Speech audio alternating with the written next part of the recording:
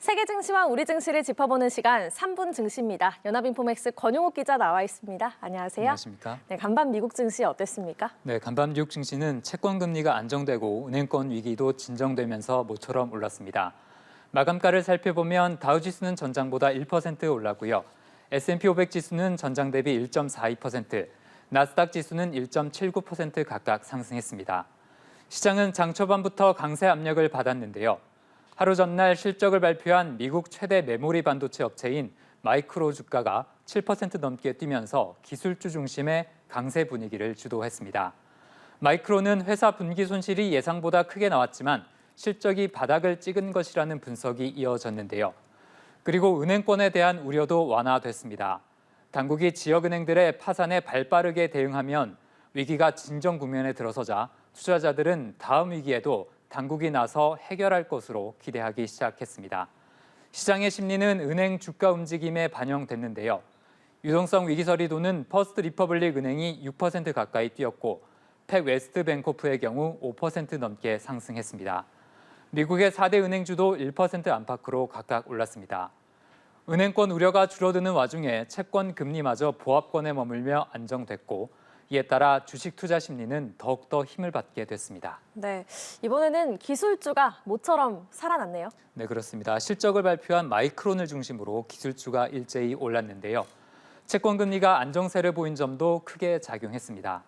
주요 반도체주인 엔비디아와 AMD 주가가 각각 2% 안팎으로 올랐고요. 애플과 마이크로소프트, 메타도 2% 넘게 뛰었습니다. 아마존의 경우 3%가 넘는 상승폭을 보였습니다. 네, 그렇다면 은행권 위기는 이제 좀 한시름 놓았다 이렇게 볼 수 있을까요? 네, 당장은 은행권 위기 우려가 진정됐다고 볼 수 있습니다.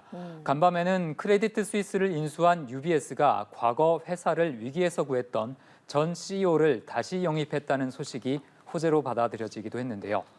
UBS는 경영 위기 관리 능력을 인정받은 세르지오 에르모티 전 CEO를 영입한다고 발표했습니다. 에르모티 전 CEO는 지난 2011년부터 9년간 UBS를 이끈 바 있는데요. 크레디트 스위스 인수 이후 은행의 과감한 사업 개편과 구조조정의 중책을 맡게 됐습니다. 전문가들은 은행권에 대한 스트레스가 약해지고 있는 게 은행주 가격 움직임으로 반영되는 것으로 보이는데요.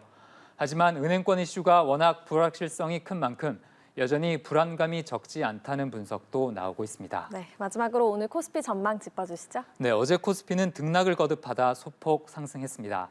지수는 2,444부근에서 거래됐는데요.